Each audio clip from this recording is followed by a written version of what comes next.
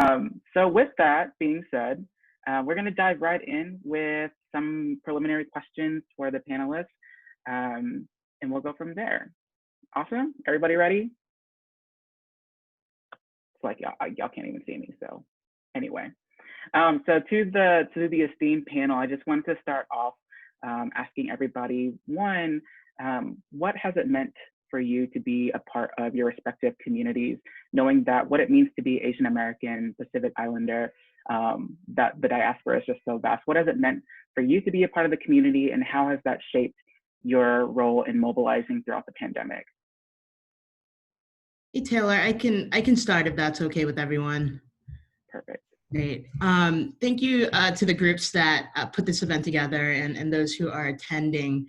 And I'll be honest, I haven't been able to think about anything else but the murder of George Floyd today, and how tired I am of the system that treats Black people like they're not human.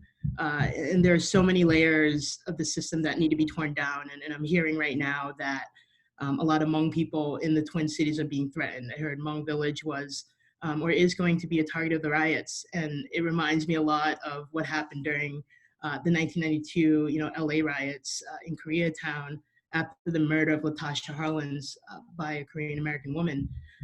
So right now there's a lot of pain, there's a lot of tension and anti-Blackness in our communities that need to be confronted.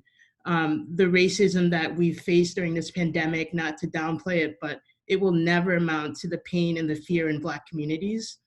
And after the 1992 riots, the Asian American movement didn't, in my opinion, stand strong enough with Black people. We were silent.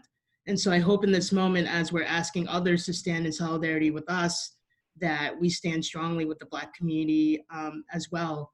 And it's not, a hashtag or a petition or just a social media post, but this really requires us to look inward like never before, and how we perpetuate white supremacy and are complicit in the face of injustice.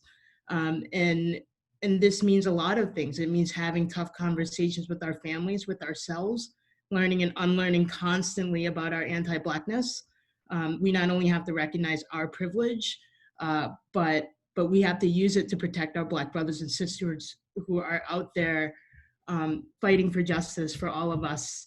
And so our API leaders and institutions need to fight for policy change at the state, local, and federal levels, especially and explicitly against police brutality. It's not enough anymore to fight for issues that just affect Asian Americans. Black people have always been there for everyone else, and it's up to us right now in this moment to choose how we want to live and how we want to be in this moment. And I do hope that this time around we do choose to be on the right side of history. And so just starting with that, but wanted to also answer your question, your initial question. I wrote a piece for a blog called Little Lost on the Prairie last week that talked about the erasure of Laotian Americans in the API narrative, especially during APAHM. It took me almost a month to get it to a place where I was happy with it, because it was critical of API institutions and the current ecosystem that does exist. It was affirming for me when many Laotian Americans were supportive of it. And so I will continue to keep being critical of the institutions that do prevent us from all thriving. I think we're seeing right now that a lot of organizations are making statements about how anti-Asian racism is bad, and calling out anti-Asian racism is, to me, a pretty low bar overall. I think we would all agree, and it's safe to say that racism is bad, but we need to go beyond that. We need to really call out the systems that oppress us and force them to fight for real change. We've probably seen hundreds of panels on Asian American racism and xenophobia during COVID and during APAHM, but what our movement isn't doing enough of is lifting up the stories of Asian Americans who are dying on the front lines. There are Laotians who are working in meatpacking companies where outbreaks are happening, and Laotians are literally dying, or they're fearing for their lives because they can't afford to miss a day of work. Laotian Americans have seen firsthand how our systems were never built to serve the most marginalized. Since the beginning of our American story, the pathway to becoming a Laotian American started with America's secret war in Laos, which resulted in Laos being the most heavily bombed country per capita in the history of the world. Many of us were forced to flee for our lives and were welcomed by the US by failing resettlement programs, which marshaled many of us into low-wage jobs with no health insurance, sick leave, or other benefits. And then the next generation of Laotian Americans entered into failing public school systems, causing us to be sucked into the pipeline of the criminal punishment system and spit out into detention and deportation. So while the current Asian American narrative has been about the rise of xenophobia and hate crimes in the age of COVID, the work of Laotian Americans are deemed essential, but our lives are not. And as a movement, this is something we do need to talk about. 45 years after some of the first Laotian Americans arrived in the country, we are still fighting for the same basic resources that we were fighting for when we first arrived. So how much progress have we made as an Asian American movement if Asian Americans have the widest inter-race wealth gap in the United States with Laotian Americans at the bottom? And as we journey through this unique moment for our movement, it's important for AAPI leaders and organizations to reflect on how we practice equity and value all Asian Americans in our movement. It's important that we acknowledge the ways in which the Asian American movement has not served or bolstered the most marginalized Laotian American communities. If you take a quick scan at many of the Asian American organizations, leading Asian American organizations, you'll see that board, leadership, staff, and consultants do not include Laotian Americans at the decision-making table or even on payroll. And so our absence from Asian American movement and organizational leadership is one of the primary reasons it's been so easy to erase us.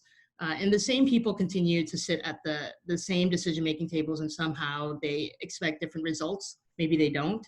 But the bar must be raised, and we must hold each other accountable. And the status quo of current Asian American ecosystem must be challenged, and that's the fight I'm in, and that's what I'm here for.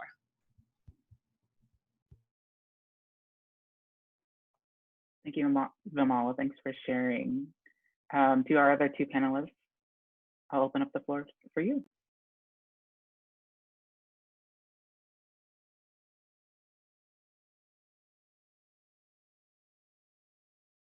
I'm happy to go next. So thank you again also for having me join today. I really appreciate just this opportunity to connect with our community during Asian Pacific American Heritage Month. And I think it's so important that we continue to engage with each other during these very challenging times. I'm really, what Vimala said too, I think also is weighing very heavily on me in terms of what's happening with what happened to George Floyd. And through CAPAC, the Congressional Asian Pacific American Caucus, we have been so grateful for the solidarity we've seen from the Black and Hispanic caucus as our community has faced an uptick in anti-Asian hate crimes and incidents due to the coronavirus, but it is equally as important that we stand in solidarity with Black and Brown communities, especially during, just the unconscionable actions that we are seeing.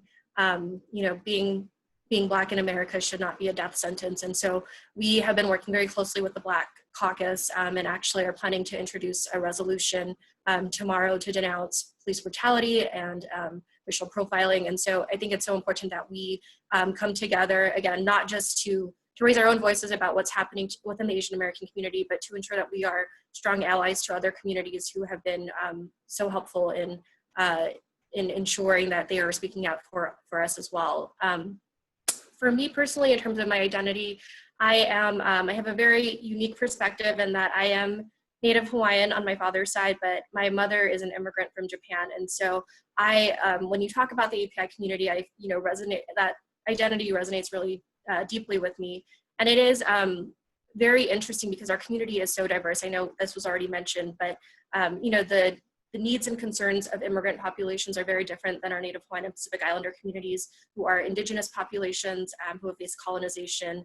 And in Hawaii, that for me as a Native Hawaiian, I think it's always been very important to ensure that when I'm doing my work in Congress, that we are ensuring that we are speaking for the entire API community, not just for Asian Americans, which I know is unfortunately, oftentimes the case. We have so many organizations that use the AAPI acronym, but really their issues are only just focused on the Asian American community. So for me, it's really important that when we're talking about APIs, that we are inclusive of all communities, both our immigrant populations, as well as our Native Hawaiian and Pacific Islanders. And I was so gratified that actually just yesterday we did a hearing in the House Ways and Means Committee on the disproportionate impact of COVID-19 on communities of color. And we were actually able to get a Pacific Islander witness to testify because, you know, in addition to the anti-Asian hate crimes we are seeing, there has also been a really devastating impact of COVID-19 on the API community that is not being covered in the press. And so I know Vimala alluded to that too, in terms of essential workers that we have in factories, working also in warehouses, and the same is true for the Native Hawaiian and Pacific Islander community. And as a result, we're actually seeing that they are being infected and also dying of COVID at disproportionate rates, some of the highest rates actually in certain states, including in California. So there's a lot more that we need to do to ensure that we are bringing attention to these issues and making sure that our communities are not forgotten when we're talking about how we can better address systemic inequities in our and how we respond to the coronavirus, and also in terms of our recovery afterwards. Thank you so much, Krystal, for that perspective. I'll just echo what my co-panelists have noted, and also just say thanks to Taylor and Liz and the rest of the board and the supporting organizations for hosting this conversation. I think you have both really shown the tensions that we are all experiencing, which is there's definitely this is an intense moment of anti-Asian racism, but there's much more going on. Other negative structural inequalities are being exacerbated by this pandemic, and it's hitting those parts of our community that were already the most economically disenfranchised and excluded. At the same time, we are also, as a group, and not thinking about the inequalities within our population. As a group, Asian Americans are, you know, extremely privileged in this moment too, in terms of, you know, things like being targeted by the police. It is a fact that Asian Americans as a whole are incarcerated at lower rates. That is not true of Southeast Asian groups. It is not true of Pacific Islander groups, but as a whole, many of us hold that privilege. And so I think this is a really important discussion to be having. It's been very striking to me, and Krystal mentioned this, that in March, you know, when Judy Chu and others called to condemn anti-Asian racism, who was standing on the stage, you know, leadership in the Black and Latino caucuses were there. And immediately after, and the NAACP and UNIDOS joined Asian American civil rights organizations to condemn anti-Asian hate even before that.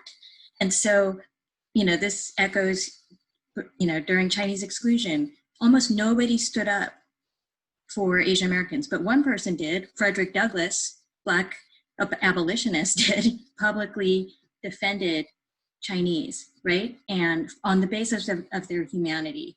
And so it's very poignant to me, because all of this solidarity we are seeing from other communities, especially at the elite and structural levels. So yes, we see, you know, intra-minority moments where I'm sure that, you know, I see Asian Americans like blaming individual Black people for attacking them on the subway over COVID or something. But at the structural level, all we see is solidarity, pretty much. And I think that's an important distinction.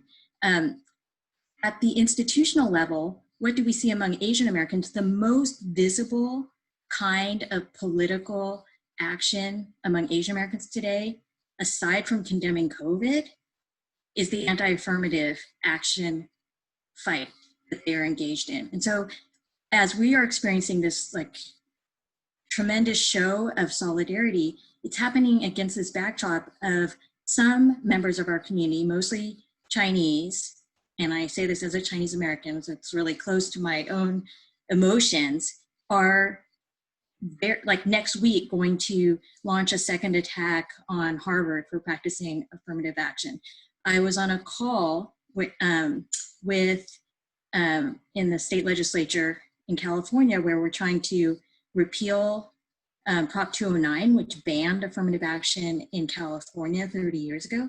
The only people calling in to say, no, let's not have affirmative action were Chinese.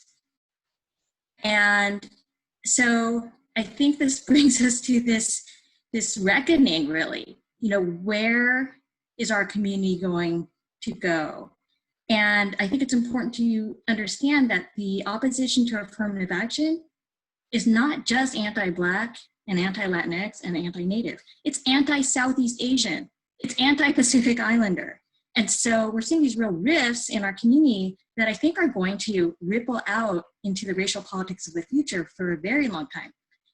If you think about, so what can we do? I think we should move to that discussion, as you all are going to be heading into sort of more focused discussion. One, if we have, so there's, you know, I think it's important to show up on social media. I don't diminish that, but I also think it's important to give resources. So, you know, if you have resources, who are we going to give to?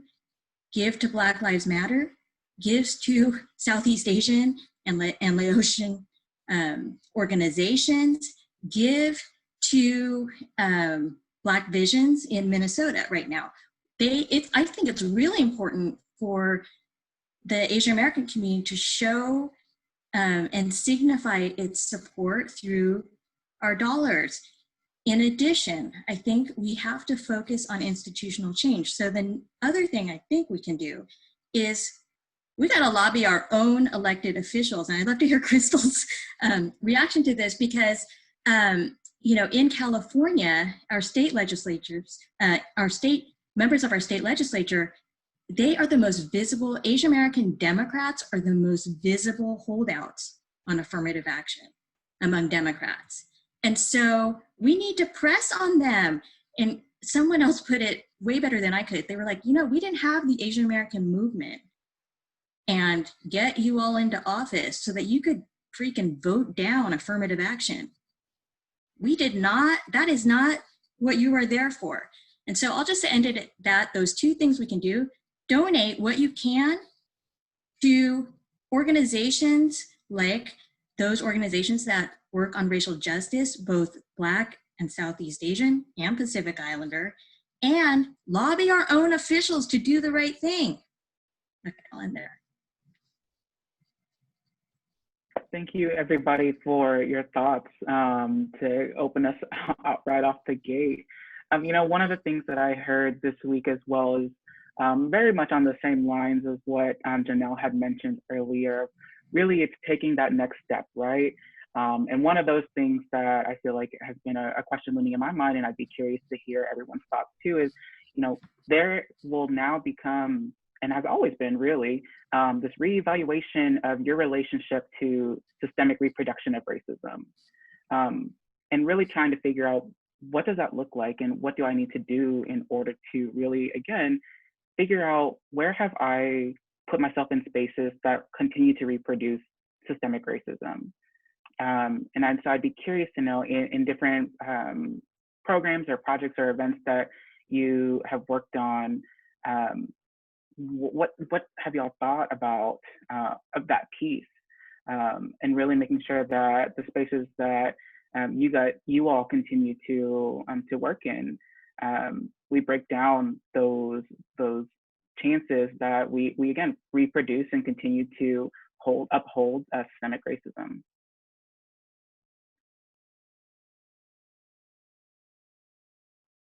And I realize that we take their muting privileges off, so I have to go in and ask them to unmute. So.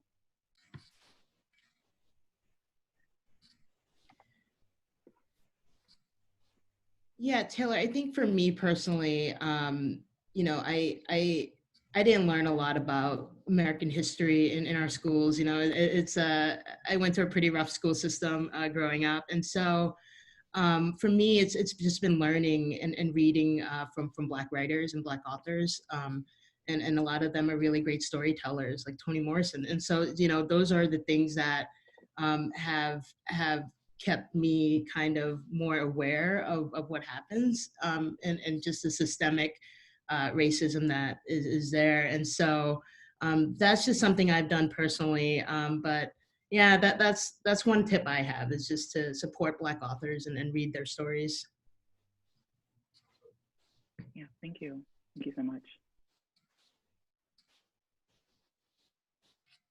Any other, oh, go ahead, Krystal. Oh, I was just gonna say, yeah, I mean, I think like Vimala, I also had to really educate myself about systemic racism. I grew up in Hawaii, and so, you know, Asian Americans and Pacific Islanders are the majority there. So I personally never felt, or I didn't know what it felt like to be a minority really until I went away to college. I went to school in Pennsylvania, and at my university, I was one of very few Asian Americans and let alone people of color. There would be times where I would walk into a room and be the only person of color in the classroom. So I think for me, it was also an educational process. I did not think, you know, at the time that APIs were so underrepresented, and more so that, you know, communities of color, you know, it's like you learn about all of these issues in school, but it really wasn't until for me when I moved to Washington, D.C., first as an intern and then later to come back to work professionally, that I realized that even in our institutions, we are still so underrepresented, and that does have an impact in terms of the policies that are created that impact our communities. And so that's part of, you know, the reason I decided that I wanted to work on Capitol Hill. I know there are many ways for our community to plug in, but I really feel that it's so important to have representation at all levels, including in Congress. And so, you know, and the work that we do with the Congressional Black and Hispanic Caucus, as what we call the Tri-Caucus, is so critical just to ensuring that communities of color truly have a voice. And even then, it is still a struggle. It was only actually very recently that we in Congress, as a Tri-Caucus, became a majority of the House Democratic Caucus. But again, there are still you know, other dynamics at play. We are in the majority now in Congress and the House, but not in the Senate. We don't control the White House. And so, you know, we're constantly fighting against these larger barriers, including a president who we've seen, you know, has said some really ugly things and has tried to pit communities of color against each other. And so I think for us, it has been so critical to really stand in solidarity with one another and to show that we will not be divided, because there just aren't enough of us at all levels, but including, you know, within the Congress, within our federal government. And unfortunately, when we don't have a voice, that directly will impact the policies that are put out. So I think, again, it is so critical that we educate ourselves and that, you know, we use our voices at all levels to ensure that APIs and communities of color more broadly are not forgotten. Thank you, Krystal. So I think Vimala alluded to this earlier regarding, you know, there's a lot to be done.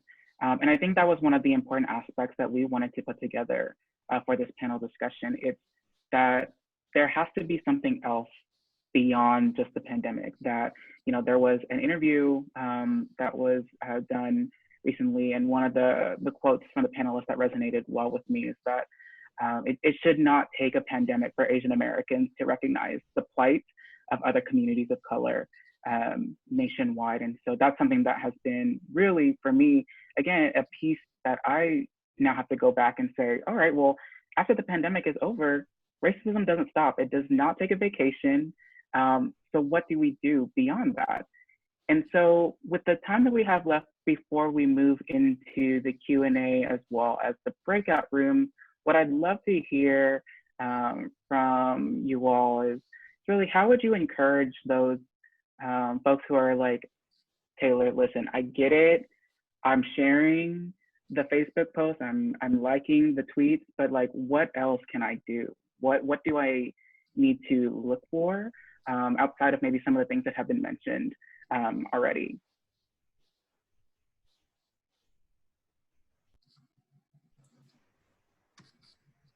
Let me go ahead and unmute folks. Perfect.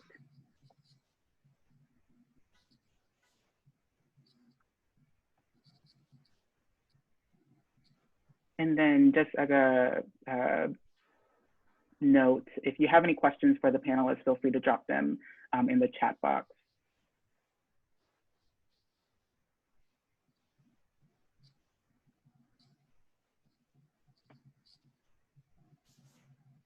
So again, what are some of the other things that people can do or look towards to continue to stay involved beyond the pandemic?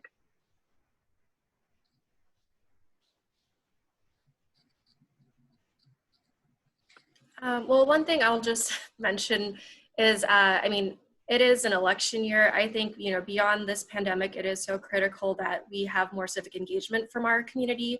APIs are known to have a very low historic voter turnout rate, and although that has changed in recent years and it's grown every election cycle, there's still so much more we need to do to ensure that we are engaged in our political process and making our voices heard, both in terms of who we elect, of course, to the White House, but also at the local and at the state level.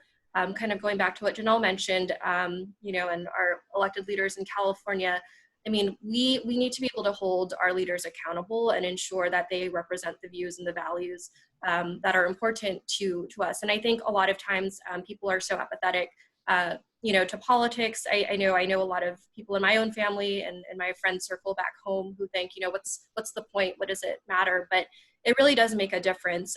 You know, so not just voting, I think voting is so critical, but even engaging with your elected officials, which I think a lot of times, you know, sometimes our community does not do as often as others. So I always tell folks, you know, we do read on the Hill in Congress, we read every letter that comes in, we take note of every phone call, and that goes up directly to the member of Congress. And so when people are calling in about an issue, when they're writing in about something that they're concerned about, all of those are noted. And so I think it's so critical for our community to engage civically and to not think that, you know, oh, it doesn't matter if I do this or do that.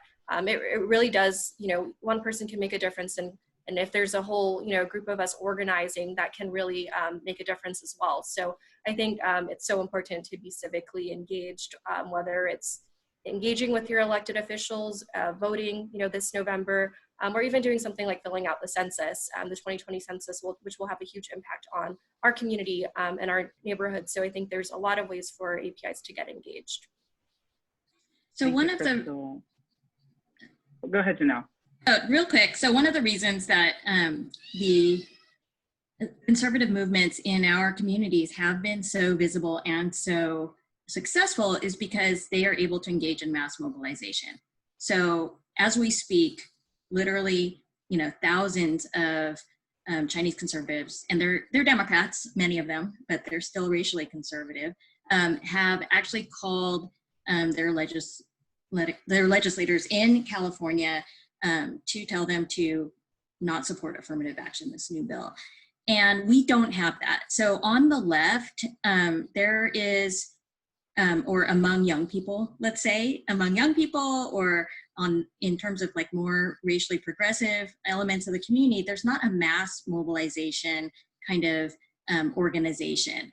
So right now, unless you're going to start that organization, which would be really awesome, we don't have a kind of organization where there's some way to put out a call and like thousands of people call their legislator, or thousands of people show up. So you go to like a Supreme Court, we're all in DC, right? Or I'm not sure, but if you go to a rally to uphold immigrant rights with the Supreme Court, then there's almost no Asian Americans there. So what can we do? Actually, you have to follow groups like NAACP, like Black Lives Matter, like Advancing Justice, which is not a grassroots, it's more like a grass tops, or even just like it's just a mainstream organization. And they provide many opportunities to show up in the streets. I think the first step is people have to really show up and show some Asian faces in these demonstrations. Every time you go to like an immigrant rights demonstration in this country, there's barely anyone Asian American there. And, you know, we're not going to get anywhere, I think, without that kind of strength. Yeah, and I think that is a perfect segue into some of the questions that we're seeing in the chat box on what does this look like? What initiatives can we do right now since we're all sitting from home? And I think one of those things, if y'all don't mind me kind of jumping in as well, is one of the things that I feel like folks can do right now in your living rooms or wherever you're tuning in from is really evaluating what does it mean to be an ally versus a co-conspirator. That it's easy to be an ally that assumes that action doesn't need to happen, that I can just let you know that, hey, I'm with it, I'm here for you. But to be a co-conspirator means I walk hand in hand with you, that my liberation is dependent on the liberation of others who came before me. And more in particular, our Black and brown folks who are in the weeds doing the work that we're not at. And so I think that that's definitely one thing that folks can do. And I know that that's something that the students that I work with on a college campus daily struggle with, understanding what does it look like to, again, be a co-conspirator for change versus just being an ally for change. Some other questions that we have here in the chat box. Yeah, if I see a question that how do we base build in language? And you know, most of the conservative organizing is happening on WeChat, a Chinese language platform. It has been slow, but there's definitely, you know, we don't need to tell people on WeChat necessarily what to do. There's progressives on WeChat and they are working. It's more, you know, I think those groups are also run by volunteers, just like the conservative groups are. And so, you know, many kind of mainstream organizations or groups like CRAC, for instance, they're always looking for people to help translate their materials and their talking points for dissemination on spaces like WeChat. So I think there's actually like an infrastructure of progressives on a lot of Chinese language platforms. And if you have those skills, then, you know, most Asian American progressive organizations are looking to get into those spaces and looking for volunteers to help them translate, to help push out materials in content through WeChat channels. So that's a super easy way to get involved. If you don't speak Chinese, I mean, we're like day one on trying to get mass mobilization going. So we can do that in English, but it hasn't happened yet.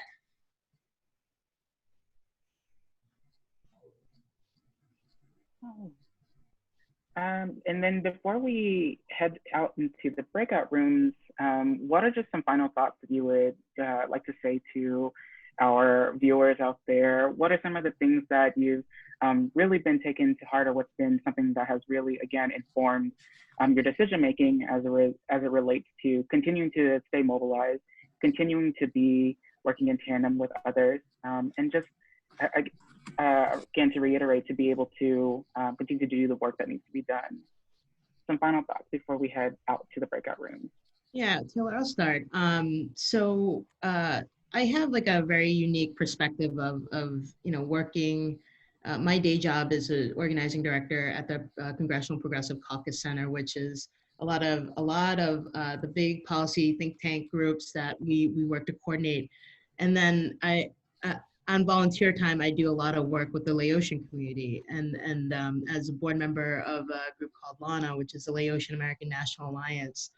And it's kept me like, and Taylor, you know our community, and so it's just kept me pretty in touch with the community, but also getting this bigger perspective of how, you know, how we can organize and how we can fight for policies that are going to help our communities thrive. And so I would just leave it at, you know, I'm going to continue to keep pushing, just again, breaking through in the systematic just infrastructure of the Asian American institutions, and continuing to question and continuing to ask them questions that, you know, people have probably been asking for years, but being persistent with it. And I hold a very, again, unique position of being able to be in community, be outside of it, and just all those perspectives have really kind of brought me to this moment.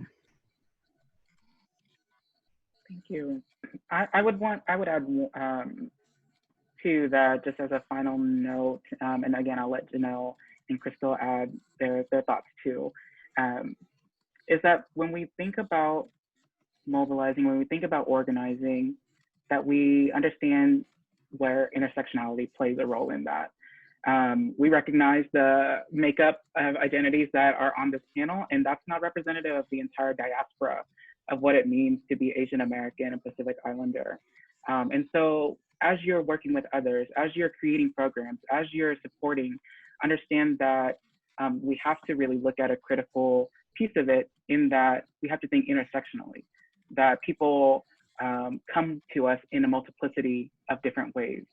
And so I would encourage everyone to make sure that when we think about things in the future, that we look at how do we make sure that we continue to support as many people as possible in whatever way that we can. Janelle, did you have any closing thoughts? I just wanted to answer some of the one question on the, it's not quite the closer that you were discussing, but I think it's a good opportunity that I'm seeing, I think just within this group, there's a lot of collective energy and information. And so I'm already seeing like good ideas about where to go for different readings and how to educate ourselves. I do think that's an important step, understanding systemic discrimination, but I really like the idea of this group being a resource for itself too.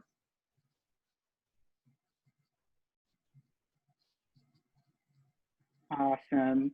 And Krystal's having some audio issues, so unfortunately we're not going to be able to get some closing thoughts from her, but that just gives everyone some more time to really dive deeper into the breakout rooms that we're about to go into. But I thank our panelists for the thoughts for this evening, and I really hope that people take some of the things that have been said during this time into the breakout rooms to really dig deeper and to really gain a different sense of consciousness as we think about, again, what are we doing after the fact?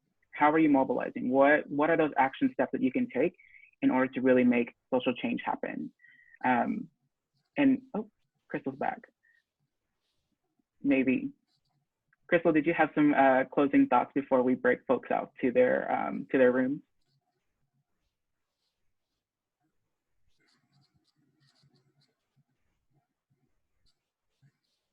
Audio issues.